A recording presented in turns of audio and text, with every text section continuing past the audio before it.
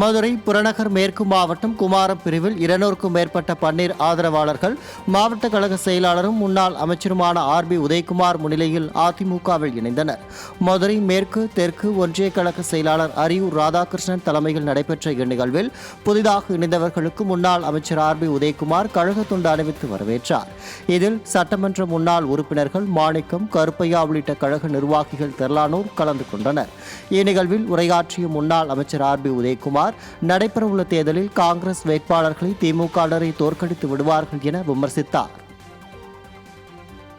திருவண்ணாமலை மாவட்டம் ஆரணி அருகே 16 லட்சம் ரூபாய் மதிப்பீட்டில் கட்டப்பட்ட கலையரங்கங்களை முன்னாள் அமைச்சர் சேவூர் எஸ். ராமச்சந்திரன் திறந்து வைத்தார். முழுகம்பூண்டி மற்றும் நாவல்பாக்கம் ஆகிய கிராமங்களில் சட்டமன்ற உறுப்பினர் மேம்பாட்டு நிதியிலிருந்து கட்டப்பட்ட கலையரங்கங்கள் பயன்பாட்டுக்கு கொண்டு வரப்பட்டன. இந்நிகழ்வின் போது திமுகவில் இருந்து அதிமுகவில் இணைந்தவர்களை முன்னாள் அமைச்சர் சேவூர் எஸ். ராமச்சந்திரன் வரவேற்று வாழ்த்தினார். தருமபுரி மாவட்டம் காரிமங்கலத்தில் புரட்சித் தலைவியின் 78வது பிறந்த நாளை ஒட்டி 2000 பேருக்கு அன்னதானம் வழங்கப்பட்டது. ராமசாமி கோயில் முன்பு அதிமுக மாணவரணி சார்பில் நடைபெற்ற நிகழ்ச்சியில் முன்னாள் அமைச்சர் கே.பி. அன்பழகன் பங்கேற்று அன்னதானம் வழங்கினார்.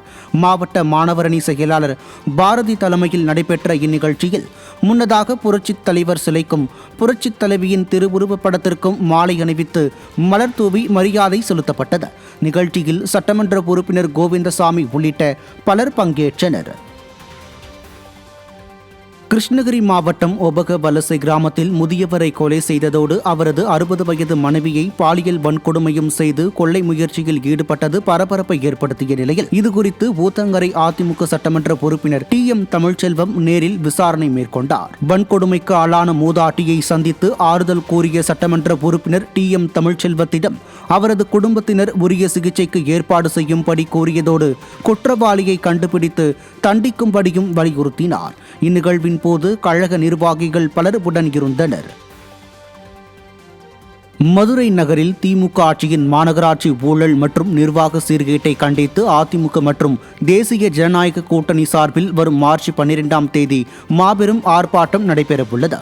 அதிமுக முன்னாள் அமைச்சர் செல்லூர் ராஜு தலைமையில் ஆலோசனை கூட்டம் நடைபெற்றது.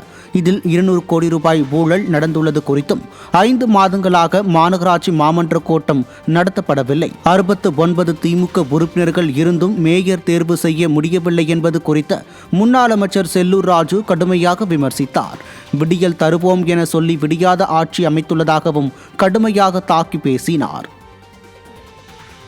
திருவள்ளூர் மேற்கு மாவட்டம் திருத்தணி நகர அம்மா பேரவை சார்பில் புரட்சித் தலைவி அம்மாவின் 78வது பிறந்த நாளை ஒட்டி நலத்திட்ட உதவிகள் வழங்கும் நிகழ்வு நடைபெற்றது. கழக அமைப்பு செயலாளரும் முன்னாள் நாடாளுமன்ற உறுப்பினருமான திருத்தணி கோ. ஹரி சிறப்பு அழைப்பாளராக பங்கேற்று 300க்கும் மேற்பட்ட பெண்களுக்கு புடவைகள் மற்றும் நலத்திட்ட உதவிகளை வழங்கினார். திருத்தணி நகர அம்மா பேரவை செயலாளர் சி. முனுசாமி தலைமையில் நடைபெற்ற இந்நிகழ்வில் கழக நிர்வாகிகள் ஏராளமானோர் பங்கேற்றனர்.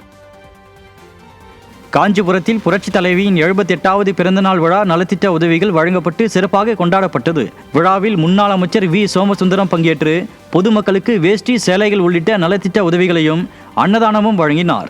மாநகர மேற்கு பகுதி செயலாளர் என்.பி. ஸ்டாலின் தலைமையில் 40வது வார்டு வட்ட கழக செயலாளர் ஆர். கோபிநாத் ஏற்பாட்டில் பல்லவன் நகரிலும் 44வது வட்ட கழக செயலாளர் வெங்கடேசன், மேற்கு பகுதி பாசறை இணை செயலாளர் வி. திவாகர் ஆகியோர் ஏற்பாட்டில் எல்லப்பன் நகரிலும் நடைபெற்ற விழாவில் கழக அமைப்பு செயலாளர்கள் வாலாஜாபாத் பா. கணேசன் உள்ளிட்ட பலர் பங்கேற்றனர்.